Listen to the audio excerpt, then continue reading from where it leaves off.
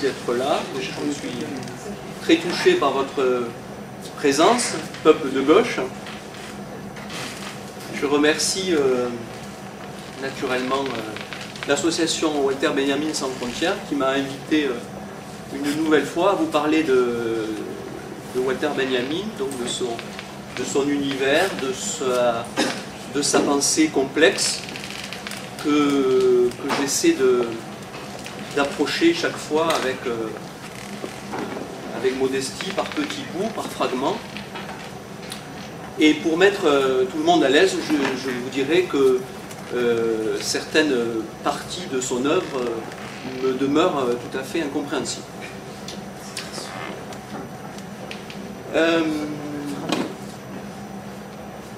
Donc c'est la 4e conférence que je propose sur Walter Benjamin, et ceux qui m'ont suivi depuis le début auront remarqué que souvent je procède à la suite d'un étonnement, et que cet étonnement se fait à la faveur d'une rencontre, d'une conjonction. Dans des conférences précédentes, par exemple, ça a été la conjonction entre Benjamin et Kafka. Ça a pu être Benjamin, Machado et Tosquelles. Et ici, c'est donc cette formule, cette expression, mélancolie de gauche, qui m'a titillé le neurone, qui, je pense, vous titille également le vôtre. Et donc, chaque fois, j'essaie d'explorer un sentier qui n'est pas très bien balisé, et j'essaie d'aller le plus loin possible avec avec mes capacités, avec mon équipement, et évidemment cette image de sentier, j'y ai vu une analogie avec le sentier de Walter Benjamin, de Banyuls à Portbou, celui qu'il a arpenté pour la dernière fois en 1940, et donc sentier un peu balisé, on va dire, mais pas entièrement. Et je me disais que peut-être ça serait une bonne chose qu'il ne soit pas trop balisé, parce que ça nous permettrait de conserver 3 dimensions qui étaient celles de Benjamin quand il l'a traversé, et qui sont aussi les nôtres.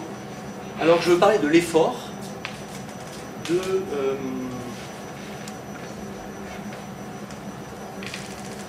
doute et de l'adversité. Alors l'effort, si vous avez essayé de faire cette randonnée, de suivre le sentier Benjamin jusqu'à la fin, vous avez dû vous rendre compte que ça réclamait un certain effort. Mais ça a été évidemment un effort pour Benjamin lui-même lorsqu'il a traversé, puisqu'il avait une maladie de cœur et qu'il n'était pas du tout équipé pour la montagne. La dimension du doute ou de l'incertitude, ça a été également la sienne, parce que il a traversé la frontière clandestinement, mais il ne savait pas exactement quelle en serait l'issue. Alors c'est à un niveau différent une incertitude pour nous aujourd'hui aussi, puisque quand on suit ce chemin, parfois on a des doutes, on se demande si c'est bien là qu'il faut passer, parfois on s'égare un peu. Et puis l'adversité, parce que évidemment cette traversée clandestine s'est soldée par son blocage à la frontière, par le fait qu'il était en exil, en fuite, et adversité pour nous, alors vraiment de façon anecdotique. Et je trouvais amusant de vous montrer cette photo que j'ai prise en 2016 lors de cette randonnée, où en arrivant à Portbou, on tombe là-dessus. Alors, on retrouve bien dans cette pancarte les dimensions de l'incertitude et de l'adversité. Incertitude parce que l'auteur de cette pancarte nous dit que il n'est probablement pas passé par là. Et adversité parce que ce même auteur nous dit aussi son exaspération de voir débouler des hordes de pèlerins benjaminiens chaque année qui traversent ces terres. Et donc l'exaspération, elle est quand même bien manifeste dans les signifiants. Mais après tout, je me dis qu'il reste quand même une touche d'espoir parce que cette personne a quand même pris la peine d'avoir recours au langage pour exprimer cette irritation et que il y a quand même du discours, il y a même de l'argumentation dans un aussi petit espace. Donc je me dis que bon, c'est quand même, tant qu'il y a du langage, il y a de l'espoir. Alors, si on en vient à notre mélancolie de gauche, je vous parlais d'étonnement tout à l'heure, et je vous disais qu'il y avait souvent une concordance. Alors, quelle a été la concordance cette fois-là? Eh bien, ça a été une concordance éditoriale, puisque en octobre 2016, en même temps, ont été publiés en France deux ouvrages. Donc le premier, qui est le livre d'Enzo Traverso, et qui s'appelle Mélancolie de gauche, et qui est sous-titré « La force d'une tradition cachée, 19e, 21e siècle ». Et puis, en même temps, donc, un recueil de textes de Walter Benjamin, sous le titre « Technique et expérience », et sous-titré, enfin, avec l'ajout « Mélancolie de gauche, inédit » et autres textes. Alors, inédit parce que ce texte « Mélancolie de gauche » était resté jusque-là inaccessible au public français. Il n'avait pas été traduit, et c'est un texte de 1930 et qui s'appelle en allemand « Linke Melancholie ». Voilà. Et donc notre travail sera de confronter ces deux ouvrages et de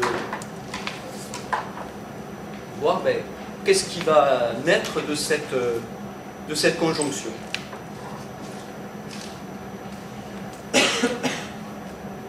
Alors évidemment, il faut les articuler, ces deux termes de la formule, mélancolie et gauche. Quelle mélancolie, quelle gauche? Je pense que si on vous demandait une définition à chacun de mélancolie et de gauche, on serait probablement surpris par la divergence de vos réponses. Alors on va commencer par la gauche, en disant que pour Traverso, il ne s'agit pas d'une gauche topologique, c'est-à-dire la gauche sur l'échiquier politique, hein, comme quand on dit de quelqu'un qu'il est à gauche d'un autre, mais lui, il considère la gauche ontologique, donc qui est constituée par, je cite Traverso, et vous l'avez derrière moi, donc cette gauche ontologique est constituée par les mouvements qui, dans l'histoire, se sont battus pour changer la société en plaçant le principe d'égalité au centre de leur projet et de leur lutte. Voilà donc une définition de la gauche à minima. Traverso se considère lui-même comme un historien engagé à gauche. Il travaille sur l'histoire des idées de gauche et l'imaginaire de gauche. Donc, dans la définition retenue, on a deux critères qui apparaissent, le changement et l'égalité. Donc, le changement pour l'égalité ou le changement au nom de l'égalité, ce qui n'est peut-être pas tout à fait la même chose. Et on retrouvera dans cette nuance les deux tendances historiques de la gauche, la tendance réformiste et la tendance révolutionnaire, auquel j'ajouterai la tendance actuelle que j'appellerais alternative. Et ces trois courants auront probablement du mal à s'entendre sur ce que, d'abord sur un idéal que nous pourrions croire partager, mais surtout sur les modalités pour l'atteindre. Alors, voilà pour la gauche dans un premier temps. On va maintenant aborder la mélancolie. Et on va commencer par distinguer l'acception courante du terme de sa signification clinique en psychiatrie ou en psychanalyse. Alors, dans l'usage courant, la mélancolie est un état pathologique caractérisé par une profonde tristesse, un pessimisme généralisé. Ça, c'est la définition du petit Robert. Mais la mélancolie peut impliquer également un état d'abattement, de tristesse vague, accompagné de rêverie. Dans la culture de la mélancolie, le sens clinique partage le devant de la scène avec le sens plus existentiel qui a été développé par les écrivains, les poètes et les philosophes. C'est d'ailleurs ce sens que le petit Larousse met en avant. État de dépression, de tristesse vague, de dégoût de la vie. Puis place en deux ce qui inspire cet état, à l'image de la mélancolie d'un paysage d'automne, et termine par l'acception psychiatrique, à savoir dépression intense, caractérisée par un ralentissement psychomoteur, une tristesse avec douleur morale et idée de suicide, et constituant l'une des phases de la psychose maniaco-dépressive. Alors, faut-il penser que toute personne de gauche est atteinte de psychose maniaco-dépressive? Je ne le crois pas. Mais nous voilà devant un premier paradoxe. Notre culture s'est intéressée à la mélancolie depuis l'Antiquité. Aristote l'a théorisée et elle a été source de réflexion et d'inspiration pour la plupart des écrivains, des poètes, des philosophes. Mais il en va autrement pour la psychiatrie. La psychiatrie classique l'a réduite à cette psychose maniaco-dépressive, et la psychiatrie la plus récente considère la mélancolie comme nulle comme intérêt clinique, pour ne plus considérer que les troubles bipolaires ou les troubles dépressifs unipolaires. Pour la psychanalyse, au contraire, la mélancolie suggère à Freud une étude en 1915 sur le deuil et la mélancolie, mais il faut souligner que notre psychanalyste, Karl Abraham, avait lui aussi, à peu près en même temps d'ailleurs, théorisé la mélancolie dans d'autres ouvrages. Et Abraham, lui, situait l'origine de la mélancolie dans un stade primitif du développement psychosexuel, le stade sadique oral. Ce qui expliquerait le narcissisme du sujet mélancolique et le rapport sadique-agressif avec l'objet. Donc je cite Abraham. Dans les états dépressifs mélancoliques, la libido semble régresser jusqu'au stade le plus précoce du développement. Cela veut dire qu'au niveau inconscient, le mélancolique éprouve vis-à-vis de son objet sexuel un désir d'incorporation. Inconsciemment, il existe une tendance à avaler l'objet, à le détruire. Donc en mentionnant la tendance chez le mélancolique à désirer inconsciemment dévorer l'objet d'amour, Abraham propose une vision novatrice de la mélancolie. Chez le mélancolique, l'avidité, le caractère envieux, voire la négativité, génère une culpabilité, d'où la seconde composante de la mélancolie, le surmoi, la conscience morale, pour aller vite, telle que nous l'avons hérité de l'éducation, et en particulier du propre surmoi de ceux qui nous ont éduqués. Chez le mélancolique, un surmoi fort, voire tyrannique, accuse le sujet d'être méchant et d'avoir échoué. Dans un essai devenu une référence pour les psychanalystes, Freud théorise lui aussi la mélancolie en la distinguant du processus de deuil. Donc je cite Freud. Le deuil est régulièrement la réaction à la perte d'une personne aimée ou d'une abstraction venue à sa place, comme la patrie, la liberté, un idéal, etc. Dans toute une série de cas, il est manifeste que la mélancolie peut être, elle aussi, une réaction à la perte d'un objet aimé. Alors, avant de commenter les propos de Freud, je profite de la mention qu'il fait de la patrie pour vous faire une proposition. Et je dirais que la nostalgie et la perte de la patrie et que la mélancolie est la perte de la matrie. Tant l'univers de la mer apparaît comme le noyau central de la mélancolie. Donc, je pense qu'on y reviendra.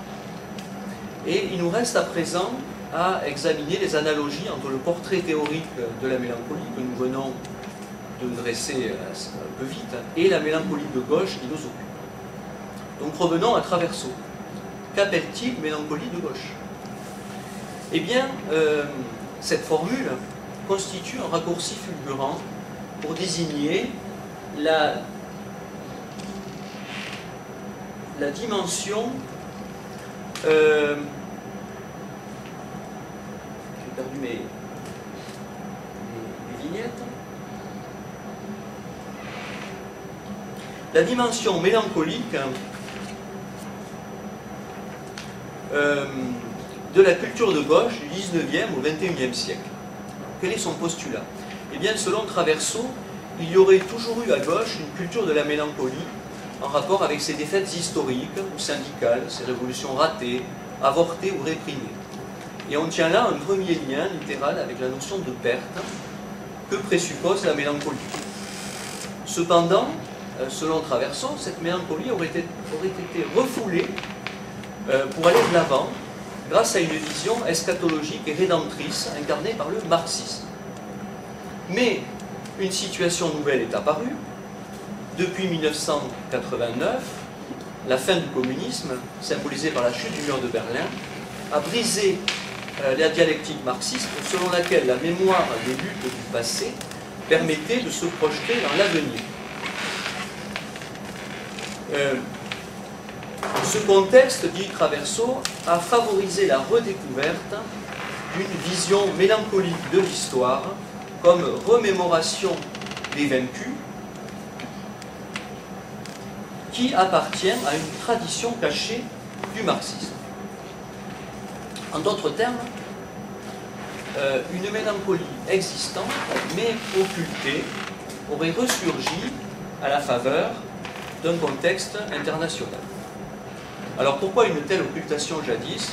Eh bien, Traverso nous dit en conclusion, il fallait se mentir pour ne pas désespérer Billancourt, paraphrasant la formule apocryphe attribuée à Sartre.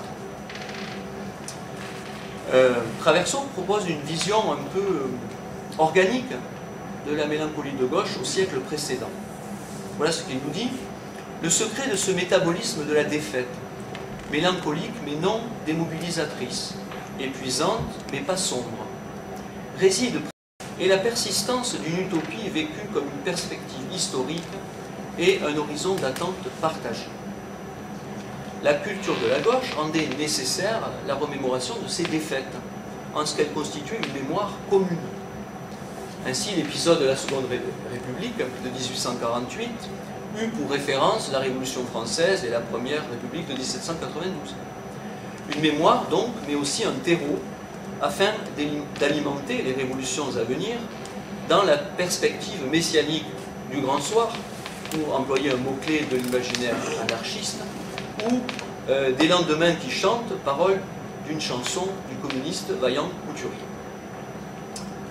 Il faut en effet considérer la téléologie historique marxiste comme la version sécularisée d'une aspiration messianique, écrit Traverso.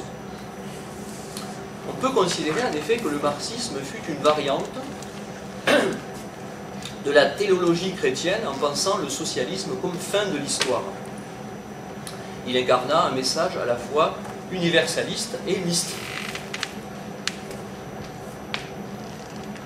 Raymond Aron avait en son temps critiqué l'engagement aveugle des intellectuels dans le marxisme et analysé ses raisons. Il semblerait que l'imaginaire de la gauche ait eu besoin d'un territoire sur terre pour réaliser l'utopie de la gauche, un pays sans classe, où l'égalité de droits serait atteinte et aurait contribué à l'épanouissement des libertés individuelles, où le collectif et l'individuel se conjugueraient de façon harmonieuse, où l'État serait un facteur de solidarité, voire à terme ne serait plus nécessaire. Cette utopie s'est incarnée au XXe siècle dans l'aventure communiste en Russie, ou plutôt dans son fantasme. Qu'est-ce qui a changé aujourd'hui? Alors je cite encore Traverso, le passage d'un âge de feu et de sang, qui en dépit de ses innombrables défaites demeurait intelligible, à une époque nouvelle de menaces globales sans issue prévisible, s'est teinté d'une coloration mélancolique. La mélancolie provient donc d'abord d'une perte de sens. Et c'est l'utopie qui fournissait son sens à l'histoire. Privé d'utopie, ce sens se serait aujourd'hui opacifié, disséminé, perdu. Alors on peut s'interroger sur la portée de la chute du mur de Berlin. Je ne parle pas de l'événement proprement dit, mais de la portée symbolique de l'événement, symbolique et paradoxale. À la fois l'expression d'un désir émancipateur et le constat de l'effondrement d'une utopie. Dans cette mesure, il ne s'agit pas d'une perte réelle, laquelle relèverait de la nostalgie, mais plutôt d'une perte symbolique, pour revenir sur la notion de perte comme lieu de la mélancolie. Pour une certaine gauche, il marque la fin d'une utopie, mais pour une autre, il ouvre une perspective de liberté nouvelle. Traverso considère 1989 comme une défaite historique. Mais une défaite pour qui? Pour quelle gauche? La chute du mur annonçait la fin du communisme réel comme perversion de la gauche, dans sa forme étatique et totalitaire, et la gauche humaniste ne pouvait que se réjouir et rouvrir des voies qui avaient été fermées par cette forme autoritariste. Mais la chute du mur annonçait aussi la fin d'un fantasme commun à la gauche historique, l'utopie marxiste. Alors, la fin de ce communisme étatique allait-il permettre le renouveau d'un socialisme à visage humain tel qu'il avait pu être brièvement incarné en Tchécoslovaquie en 1968 ou au Chili en 1973. Et il semble que l'opinion ait surtout retenu la leçon de l'histoire, à savoir que le communisme avait débuté dans un espoir émancipateur et qu'il s'était soldé par un totalitarisme qui avait fait des millions de morts. En d'autres termes, que l'utopie s'était mue en dystopie et que toute réalisation de l'idéal communiste sur Terre était désormais à proscrire. En effet, la gauche aspirant au pouvoir s'est toujours pensée comme projet politique, mais aussi comme objet éthique. Dans le cas du communisme soviétique et de ses avatars mondiaux, le projet éthique faillit. Et sans doute la mélancolie de gauche émerge-t-elle également du divorce criant entre imaginaire collectif et réalité politique. Il semble que la fin de l'utopie ne s'accompagna pas immédiatement d'un espoir retrouvé, mais d'abord d'un phénomène de refoulement, d'occultation des références de la gauche. De façon concomitante, la chape de plomb des régimes communistes, une fois déblayée, les pulsions se déchaînaient à travers les modalités de la libre expression et de la libre consommation de biens et de loisirs. Soit devenait prioritaire sur le collectif et l'égalité passait au second plan, derrière les libertés individuelles. Or, pour la gauche, il ne peut y avoir approfondissement des libertés sans approfondissement de l'égalité, selon le philosophe Michael Fossel. On peut d'ailleurs émettre l'hypothèse que la gauche française a pu sombrer dans la mélancolie par le fait même de cette évolution, s'étant sentie dépossédée de ses valeurs propres pour sombrer dans un consensus vide qui ne permet plus aucune lutte, comme si elle s'était dévitalisée. Pour résumer, l'homme de gauche ne regrette pas la fin du régime communiste en Russie, après la chute du mur de Berlin, mais il ne peut plus se raccrocher à la croyance en l'émancipation comme expérience historique. La fin de cette croyance n'anime plus l'action, à savoir la lutte. L'homme de gauche ne peut regretter la chute du totalitarisme, mais il peut constater que ses aspirations n'ont pas eu lieu. Ou, pour le dire avec Lacan, le réel a supplanté l'imaginaire. Dans ce sens, la mélancolie serait l'identification à un manque plutôt qu'à une perte. selon le philosophe Slavoj Žižek. Mais on pourrait dire à la fois manque et perte, manque de l'émancipation sur le plan du réel et perte de l'idéal sur le plan de l'imaginaire. À la lumière de la psychanalyse, on peut s'interroger. Où se situe l'objet idéalisé perdu? Est-ce le monde qui a été idéalisé? Si l'épreuve de la réalité historique s'est révélée à ce point blessante, c'est que le monde est bien peu idéal, se dira le mélancolique. Ou bien, à partir du constat du monde défaillant, l'homme de gauche a-t-il inventé un idéal compensatoire? C'est cet idéal-là qui a été introjecté dans le moi agressivement. Le reproche adressé au monde devient reproche adressé à soi. C'est ce que disait Freud déjà lorsqu'il analysait la différence entre le deuil et la mélancolie.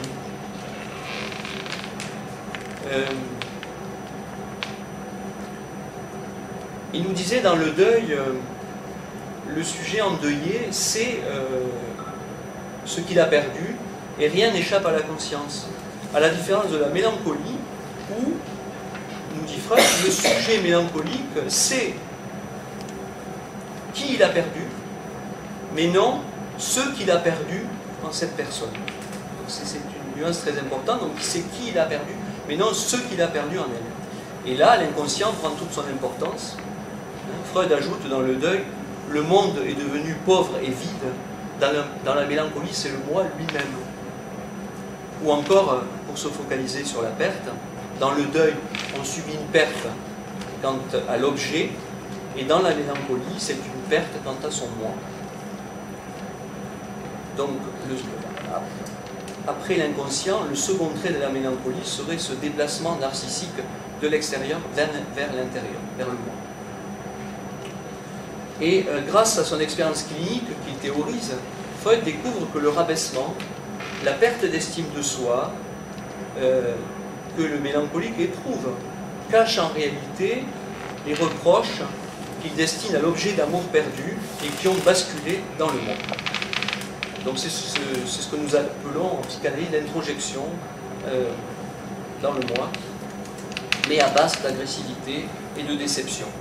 D'où la paralysie psychique, car la confusion amour-haine ne permet pas d'accepter l'ambivalence, et donc, pour recourir à une image freudienne que les mélancoliques comprendront aisément, l'ombre de l'objet s'est abattue sur le moi. Donc reprenons le raisonnement de Traverso. Mélancolie donc refoulée avant 1989, à raison des défaites à dépasser. Mélancolie redécouverte après 89, mais au nouveau visage, parce qu'il faut désormais penser l'avenir à partir d'un manque tangible, d'une perte de possible. La question est de savoir si ce deuil est indépassable. Et c'est là que nous reprenons cette distinction opérée par Freud dont je parlais à l'instant, entre deuil et mélancolie, car elle reste féconde sur le plan épistémologique. Dans le deuil, la défaite finit par être dépassée, et la libido peut réinvestir de nouveaux objets d'amour, une autre lutte, d'autres idéaux, d'autres types de leaders en qui incarner l'espoir. Dans la mélancolie, la psyché est paralysée. L'amour et la haine ne sont pas discriminés, et il semble ne plus y avoir d'espoir. C'est pourquoi il me semble que la situation décrite par Traverso renvoie plutôt au deuil et non à la mélancolie. Jusqu'à la fin du XXe, ces défaites ont en effet été dépassées, sublimées au terme d'un temps de deuil, grâce à la persistance en la foi, en l'utopie. Depuis, la mélancolie semble avoir pris le dessus, car on imagine plus difficilement d'utopie de gauche incarnée sur Terre. En d'autres termes, on ne redécouvre pas aujourd'hui une mélancolie occultée autrefois, on l'éprouve pour la première fois. Traverso se réfère pourtant à la conception freudienne pour caractériser la période post-communiste, considérant que la mélancolie de gauche, ça vous l'avez, je l'ai dit, la mélancolie de gauche, je perds le fil,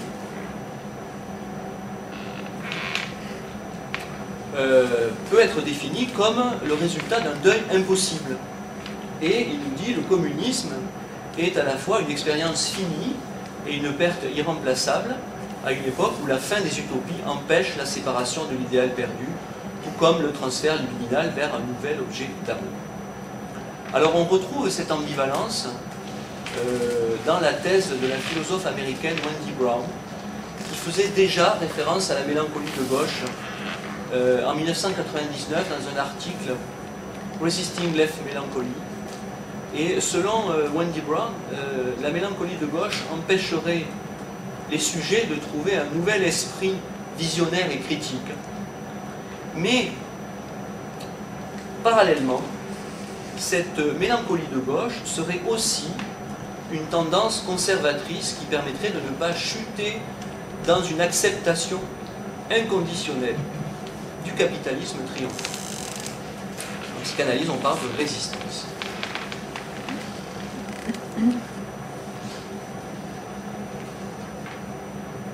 Alors, c'est pourquoi je disais que j'avais une légère réserve sur l'analyse de Traverso, puisque pour moi, la mélancolie d'avant 89 relèverait davantage du deuil et celle d'après davantage de la mélancolie, parce que dans la mélancolie, le passé n'est pas mort et occupe le présent. Pour la gauche mélancolique, le passé est ce temps qui ne passe pas, pour paraphraser Pontalis. Non présent figé dans le passé, ce serait la nostalgie, mais passé figé dans le présent, enquisté dans le présent, annihilé dans le présent, sans avenir possible. Benjamin signale chez le mélancolique le goût des voyages lointains, que sa lecture de Baudelaire a dû confirmer. Le mélancolique a envie de partir quand le nostalgique a envie de revenir. Avec un peu de chance, ils ne peuvent que se croiser. Pour les républicains de la guerre d'Espagne, leur défaite et leur exil furent colorés de mélancolie, car l'accueil en France leur renvoya une image d'indésirable, alors qu'ils idéalisaient ce pays comme patrie des droits de l'homme et des Lumières. La mélancolie a trait au désir, ou plus précisément à la manifestation d'un désir trompé, non partagé, par une figure idéalisée qui se solde par un rejet. Ils avaient quitté un idéal que Malraux appela illusion lyrique, et ils entrèrent dans l'enfer des camps, français et parfois allemands. Le passé est désormais figé dans le présent, et bien peu d'Espagnols souhaiteront retourner en Espagne, même après la mort de Franco. La désidéalisation de l'accueil présent ne permit pas d'envisager un retour de l'idéalisé dans le passé, mais plutôt une morne résignation, un silence pesant et intransmissible à leurs enfants.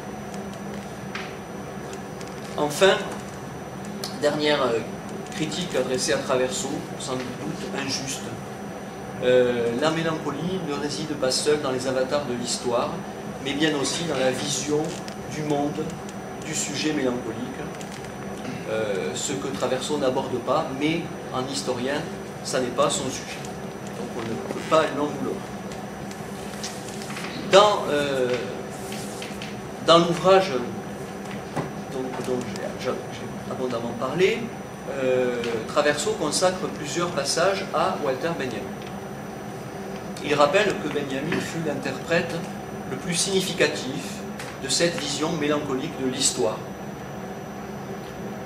Inutile de rappeler que pour la plupart des exégètes, dont la lauréate 2018 du prix de l'essai Walter Benjamin sans frontières, Anne Roche, ont souligné la mélancolie de Benjamin.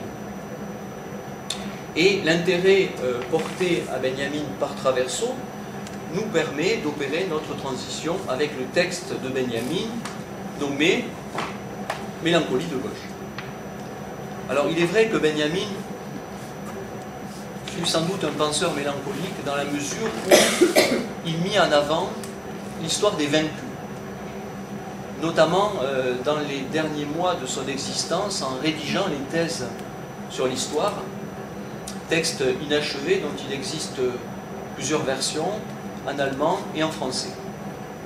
Benjamin, qui vécut l'essentiel de sa vie durant la première moitié du XXe siècle, à une époque où le communisme était bien vivant, de la révolution d'octobre 1917 à bien triste pacte germano-soviétique de 1939. Et donc, je vous le disais en préambule, en 2016 paraît pour la première fois traduit en français ce texte de Benjamin intitulé « Mélancolie de gauche », qui date de 1930 et qui est en réalité le compte-rendu littéraire, pas seulement littéraire, mais le compte-rendu d'un recueil de poésie d'un Allemand qui s'appelle Erich Kästner. Alors, quelle est cette mélancolie de gauche dont il est question dans ce texte? Eh bien, selon Traverso, Kästner était un représentant célèbre du mouvement esthétique et littéraire, pas libertaire, mais littéraire, appelé la Nouvelle Objectivité, qui connut son heure de gloire durant la République de Weimar. Alors, je vous rassure, je ne connaissais pas du tout la Nouvelle Objectivité, je l'ai appris en préparant la conférence, mais si on ne situe pas bien ce mouvement, on connaît mieux les noms des peintres, par exemple Otto Dix ou Georges Grosz. Et Benjamin s'attaque à ce poète Kästner donc en tant que représentant d'une avant-garde artistique qui fascine l'élite bourgeoise de Weimar, hostile à tout véritable changement social. Il renvoie à la social-démocratie impuissante au niveau politique et marquée par une mélancolie de gauche caractérisée par la passivité, la paresse intellectuelle, la soumission, conformément à ce qu'on appelait au Moyen-Âge et à la Renaissance l'ascétie, L', ascétie. Benjamin nous livre avec ce texte un aperçu réjouissant de sa prose sarcastique envers un poète qui flatte les classes moyennes, lesquelles n'aspirent qu'à une vie bourgeoise. Benjamin reproche au poème de Kästner d'être insincère, futile et déconnecté du réel. Cette intelligentsia n'a rien à faire avec le mouvement ouvrier, écrit-il. En contrepoint, il mentionne élogieusement Brecht comme poète qui parvient à créer une tension entre conscience et action. On y trouve en germe une critique du capitalisme, en ce que même les critiques de la gauche finissent par devenir des produits culturels comme les autres au sein de la société de consommation. Cette mélancolie de gauche voisine avec ce que Benjamin nomme la stupidité tourmentée comme variante du désespoir. Il écrit « Stupidité tourmentée », c'est la dernière des métamorphoses bimillénaires de la mélancolie. Et Benjamin termine par une métaphore filée de la digestion, héritière parodique d'une conception médiévale et physiologique de la mélancolie. Donc je vous renvoie à la théorie des humeurs. On disait que la mélancolie était produite par un excès de bile noire. Et voilà ce que nous dit Benjamin à propos de ce poète. Le gargouillement que l'on entend dans ces rimes relève davantage de la flatulence que de la subversion. Depuis toujours, la constipation s'accompagne de la dépression. Mais lorsque les humeurs stagnent dans le corps social, leur puanteur nous envahit. Les poèmes de Kästner empestent l'atmosphère. Alors, quant à la mélancolie propre à Benjamin, comment la définir? Ça pourrait être l'objet d'un ouvrage, on va essayer de donner quelques traits. Alors, c'est un mélancolique de gauche, dont, vous l'aurez compris, la mélancolie s'éloigne de celle décrite à propos de Kästner. Sur le caractère mélancolique de Benjamin, je vous renvoie à la lecture de Scholem, Walter Benjamin et son ange, mais aussi au très beau texte de Suzanne Sontag, sous le signe de Saturne que l'essayiste américaine consacre à Benjamin. Mais il a évidemment sa propre conception de la mélancolie qu'il nous livre dans son ouvrage « Origine du drame baroque allemand ». D'ailleurs, le titre original est le Trauerspiel, tragédie, littéralement drame du deuil, écrit Susanne Sontag. Dans le drame baroque, le prince et le courtisan sont deux personnages mélancoliques.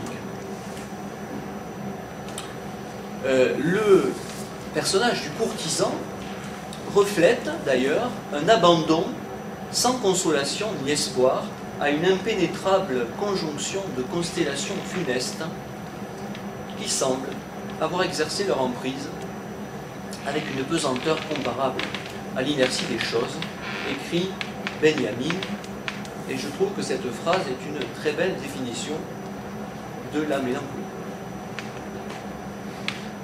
À l'âge baroque, la méditation morose du penseur est également le signe de la mélancolie. La métaphore du livre y est prépondérante. Le livre de la nature, le livre du temps, sont les objets de la contemplation baroque, écrit Benjamin. La fréquentation des livres peut certes constituer un remède à la mélancolie, à condition qu'on n'y succombe pas. Le remède devenant alors le poison, à l'image du pharmacone. L'immersion dans la pensée, elle aussi, ne menait que trop facilement vers un abîme sans fond. Voilà ce qu'enseigne la théorie de l'humeur mélancolique, ajoute Benjamin. Mais tout écrivain nous parle de lui-même. Ce savoir éclairé ne semble pas mettre Benjamin à l'abri dans sa propre vie.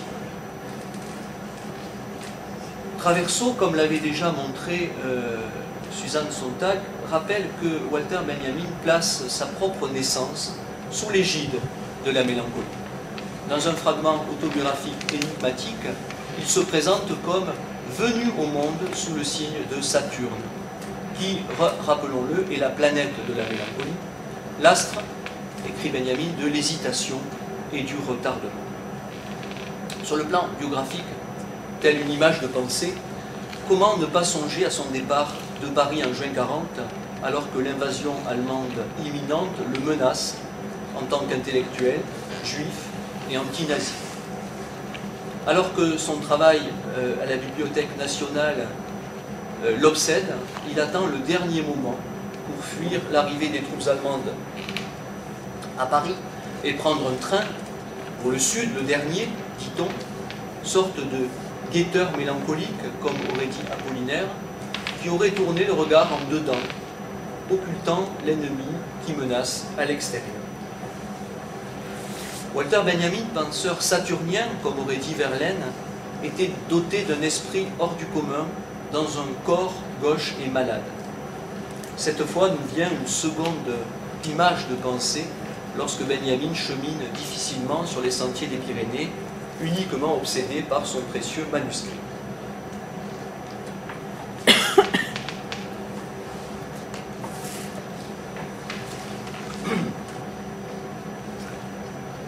Alors, selon plusieurs auteurs qui ont travaillé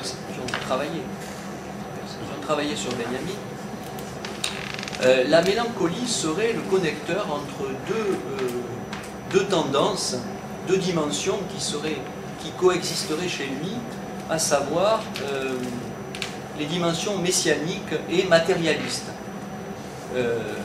C'est d'ailleurs dans cette tension difficilement tenable et critiquée par ses proches, Brecht du côté du marxisme et Scholem du côté du judaïsme, que Benjamin cherche sa voie singulière et irréductible à tout système de pensée existant. À partir de 1924, en effet, année de sa rencontre avec la militante communiste Asja Lassis, Benjamin s'intéresse au marxisme. Il la rejoindra à Moscou en 1926-1927, là où il écrit donc son journal de Moscou, dont Denis Lavant nous a fait une lecture magistrale en 2017, ici même à Banu-sur-Mer. Pour Benjamin, c'était le prolétariat qui était chargé de la mission transformatrice et salvatrice. Ainsi, pouvait-il s'éloigner du poids de la mélancolie de gauche? La puissance du prolétariat est l'échelle qui mesure en degrés sa guérison, écrit-il dans Sens unique. Si l'on veut avoir une vision de ce qu'est la gauche pour Benjamin avant sa mort à Portbou, c'est en lisant les thèses sur le concept d'histoire, que j'ai déjà évoqué ici ce soir, et qui ont été rédigées pendant les premiers mois de 1940 et reprises au printemps de la même année, directement en français, et ce qui est son dernier écrit. La thèse 4 évoque la lutte des classes et les facultés spirituelles qui lui sont nécessaires. Confiance, courage, humour, ruse, fermeté inébranlable. Sans ces vertus, le risque est grand de voir ressurgir la mélancolie, qui se tient toujours tapie dans l'ombre. Benjamin qui conjugue ainsi de façon originale le matérialisme historique à un messianisme. Ainsi peut-on lire dans le même texte: le messianisme est porteur d'un espoir, la vérité selon laquelle rien de ce qui s'est passé un jour ne doit être considéré comme perdu pour l'histoire. C'est la thèse 3. Mais un espoir affaibli, Benjamin ajoute aussitôt: cependant, seule l'humanité rédimée voit son passé lui revenir entièrement. Donc le verbe rédimer signifie ici racheter par son sacrifice le genre humain. On retrouve chez Benjamin le sens littéral de la perte, à savoir les défaites historiques de la gauche. Mais la mélancolie de gauche implique aussi un regard sur les vaincus de l'histoire qui n'existent pas dans les autres cultures politiques. Et là, nous nous accordons avec Traverso sur cette tradition cachée du marxisme.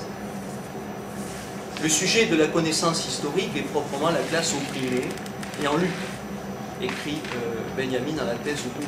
Chez Marx, elle apparaît comme la dernière classe en servitude, la classe vengeresse, qui parachève l'œuvre de libération au nom de générations de vaincus. Nous retrouvons là la mission assignée au nom de la lutte des classes au prolétariat comme classe rédemptrice des perdants antérieurs de l'histoire. Cette mission est corrélée avec un regard attentif aux petites gens.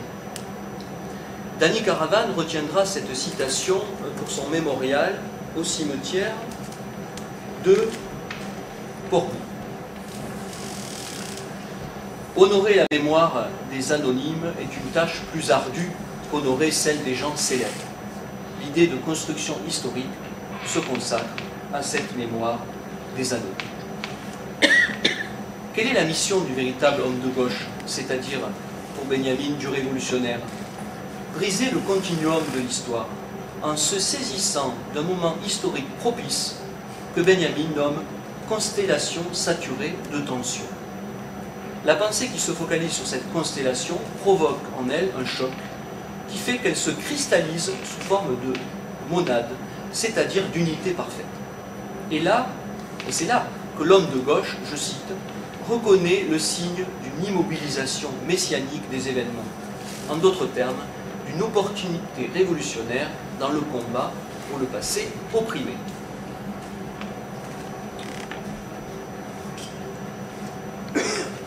Alors, le temps passe, j'ai peur d'être un peu long, donc je vais peut-être sur la mélancolie actuelle, mais ça va être un peu long.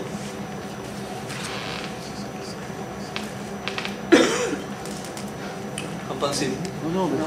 Non, on y va? On a le temps, non? On y va, bon, si vous êtes patient, c'est bien. Donc, allons-y.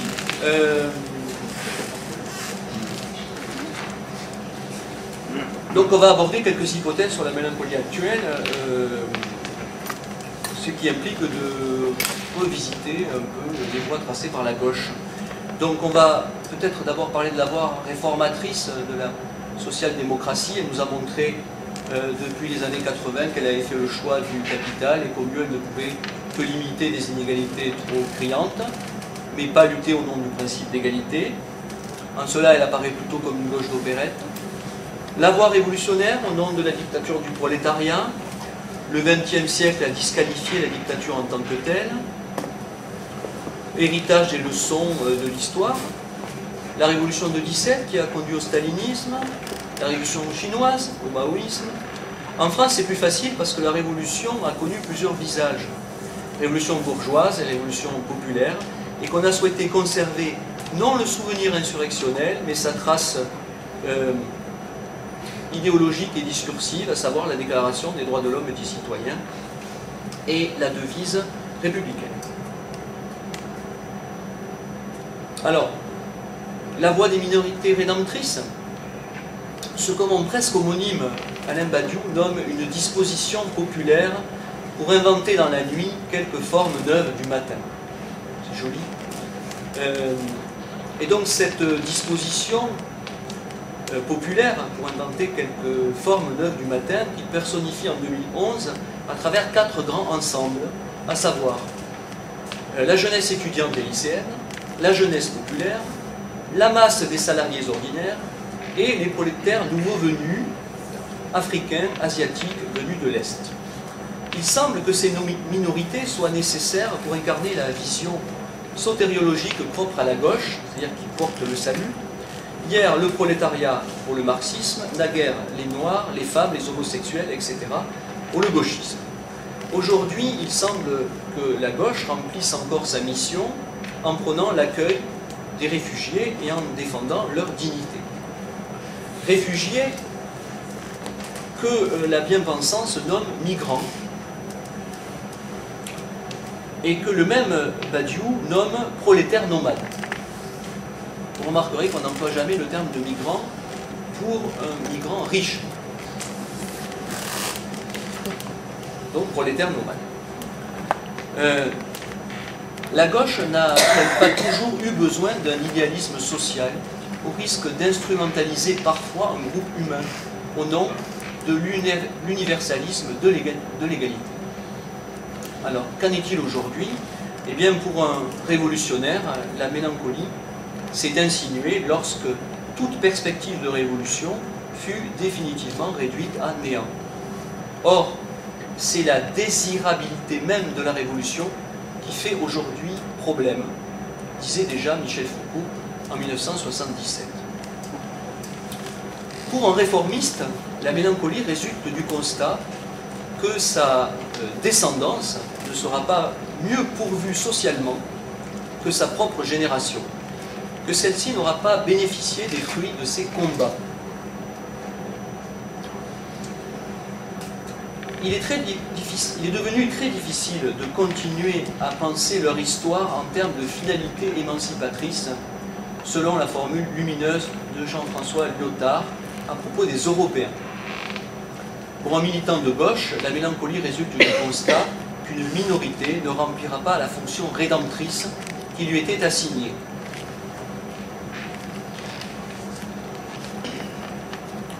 On a aujourd'hui une vision philosophique de ce que peut être la gauche, mais on n'imagine pas les formes politiques dans lesquelles elle pourrait incarner son action, d'où la mélancolie. Peut-être faut-il penser, avec Gilles Deleuze, que la gauche, de par son regard singulier sur le monde, ne peut être que dans l'opposition, le refus, la lutte. Qu'elle n'est peut-être qu'un contre-pouvoir et non une forme de gouvernement, car il est difficile de penser qu'elle ne puisse gérer que les inégalités. Donc je proposerai un faisceau d'hypothèses, considérant que la mélancolie de gauche peut relever de plusieurs causes. Première hypothèse, et si la mélancolie de gauche était davantage issue des dissensions de la gauche au sein d'un mythe de l'unité de la gauche nécessaire pour combattre jadis la monarchie, naguère la droite catholique et aujourd'hui le néolibéralisme. C'est ce que l'historien Jean-Jacques Becker nomme tendance permanente de l'homme de gauche à la sissiparité. La guerre d'Espagne nous livre une image fulgurante de ces dissensions. Lutte fratricide au sein du camp républicain, les communistes tirent sur les anarchistes, exécutent les marxistes-léninistes et les trotskistes du POUM, tandis qu'à l'extérieur, le gouvernement de gauche de Blum refuse de s'engager aux côtés des républicains espagnols. Je vous renvoie à la lecture du magnifique livre de George Orwell, Hommage à la Catalogne, ainsi qu'au film de Ken Loach, Land and Freedom, dont il s'inspire. Autre hypothèse, la mélancolie de gauche pourrait provenir de la disparition au tournant des années 80 de la figure de l'intellectuel tel que Sartre, Barthes, Foucault ou Deleuze avaient pu l'incarner jusque-là. On notera la tentative du fils Glucksmann qui a fini par allier le PS aux prochaines européennes. Mais, autre hypothèse, la mélancolie pourrait provenir également de la disparition de l'ouvrier comme héros écrit AUT, au sens de messager de la victoire de la gauche. Une disparition qui n'est pas sans lien avec la culpabilité de ces mêmes intellectuels de gauche vis-à-vis de la figure mythifiée de l'ouvrier, voire Sartre, les maoïstes, etc. Autre hypothèse, due à l'évolution sociale, la classe ouvrière au sens marxiste du terme s'est disloquée au XXe siècle en Occident, dans la mesure où le déclin du secteur secondaire a rompu son unité nécessaire et militante d'une part, et d'autre part où les ouvriers ont aspiré à acquérir un meilleur niveau de vie dans le système capitaliste en place. Non lutter, mais s'élever. Ce qui a en grande partie réussi et détourné les ouvriers de la lutte. Bien souvent, ces mêmes intellectuels n'ont pas pris conscience de ce malentendu. De surcroît, constater que la solidarité a disparu est un facteur de mélancolie. C'est aussi pourquoi les militants de gauche ont quelque peu abandonné le terrain des ouvriers au parti d'extrême droite, car ces ouvriers, s'étant élevés dans la société, n'ont qu'une peur, redescendre dans l'échelle sociale. C'est pourquoi ils ne désirent pas lutter, mais seulement être rassurés, encore un malentendu. En revanche, les militants de gauche se sont concentrés sur les plus démunis, sachant que les écarts se sont creusés. Les plus pauvres et les réfugiés, car ce sont eux qui ont le plus besoin d'assistance. Cependant, ces personnes dont la défense est légitime et fait l'honneur de la gauche ne contribuent en aucune façon au combat électoral en faveur de la gauche. Nouveau motif de mélancolie. Pour terminer notre propos, il paraissait souhaitable d'examiner quelques remèdes à la mélancolie de la gauche actuelle. Et nous reprendrons pour cela le postulat du philosophe contemporain Michael Fussell, qui nous expose dans son livre « Le temps de la consolation ». Notre hypothèse est que le chagrin d'une époque n'est accessible que dans les tentatives de cette même époque pour en consoler les autres. Il s'agit en effet plus de consolation que de guérison. La question qui se pose est alors la suivante. Où les mélancoliques de gauche trouvent-ils leur consolation? Nous comprendrions mieux la nature de cette mélancolie ancrée historiquement. Mais mélancolie et consolation ne sont-ils pas antinomiques? Si tel n'est pas le cas, quelles sont les consolations face à la mélancolie, face au risque de sombrer dans une vision nihiliste de l'homme ou de l'histoire, due au fait de ne se focaliser que sur le manque, la perte, l'inégalité, et de ne plus voir le progrès? Un remède est de tenter de regarder la beauté de l'humain, au-delà de ses failles et de ses lacunes. C'est ce que proposait Camus. Il y a la beauté et il y a les oubliés. Quelles que soient les difficultés de l'entreprise, je voudrais ne jamais être infidèle, ni à lui, ni aux autres. Dans sa prison, Gramsci avait écrit à son frère Carlo « Je suis pessimiste avec l'intelligence, mais optimiste par la volonté. » Il avait déjà cité cette phrase dans son discours aux anarchistes en 1920 en reconnaissant sa paternité. La conception socialiste du processus révolutionnaire est caractérisée par deux traits fondamentaux que Romain Rolland a résumés dans son mot d'ordre: pessimisme de l'intelligence et optimisme de la volonté. Cette phrase, qui relève de l'aphorisme, peut constituer un remède grâce à la dissociation opérée contre une mélancolie paralysante. Cette phrase, je l'ai fait bien à l'âge de 20 ans et elle m'a souvent servi de viatique.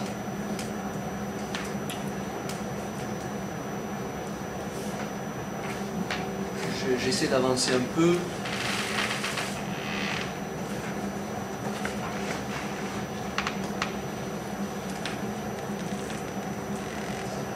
Je ne vais pas être trop long. Alors,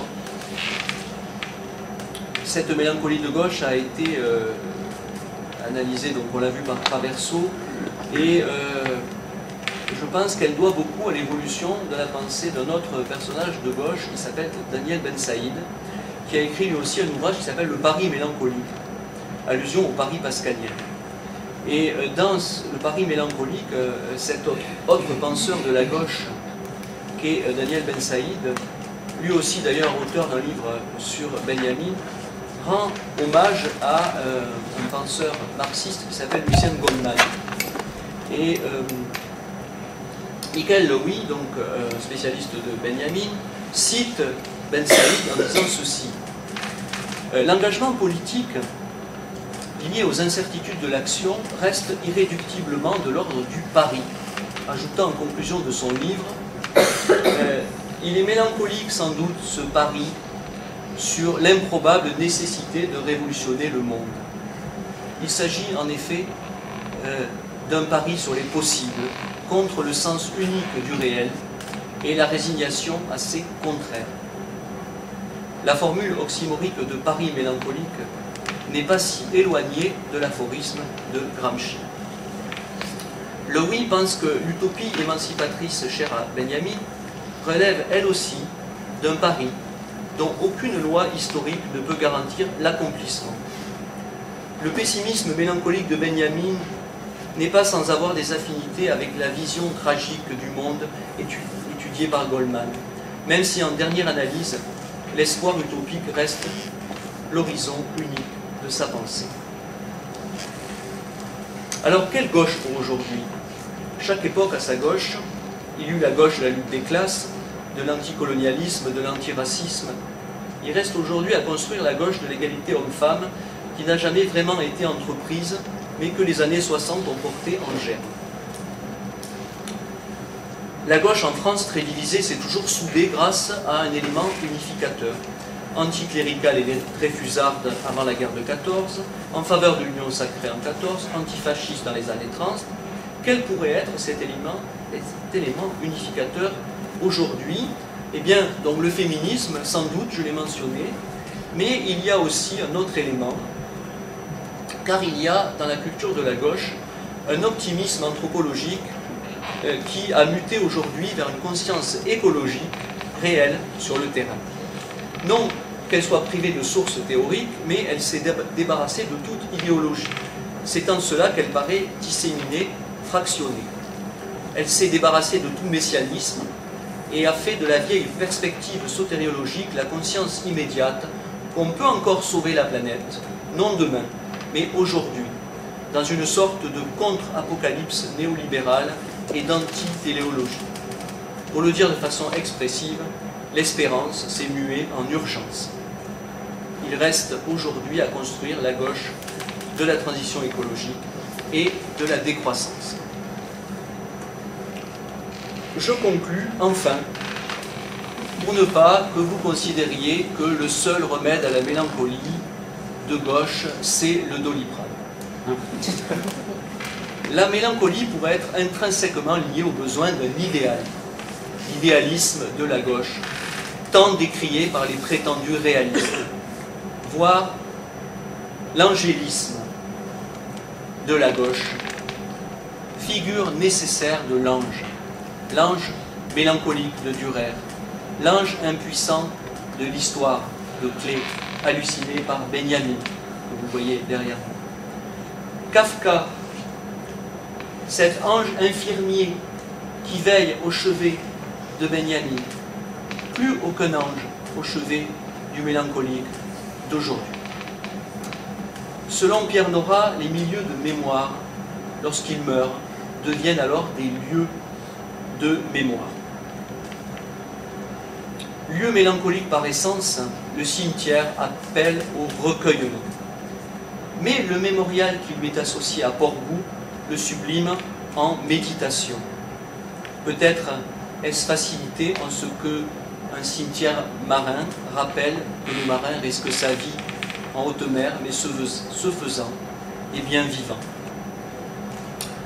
Se référant aux travaux de Pierre Nora, Traverso écrit « On ressent le besoin de lieux de mémoire lorsque le passé apparaît menacé, quand il ne palpite plus dans le présent. » Comment faire en sorte que ce que nous appelons collectivement la mémoire, qui saisit le sens du passé en tant qu'expérience vécue, ne se réduise ni à un vague sentiment de perte, ni à un deuil mortifère qui n'en finit pas, ni à un devoir de commémoration pour bonne conscience, mais que la méditation active transcende le recueillement pieux, que le passé palpite encore dans le présent.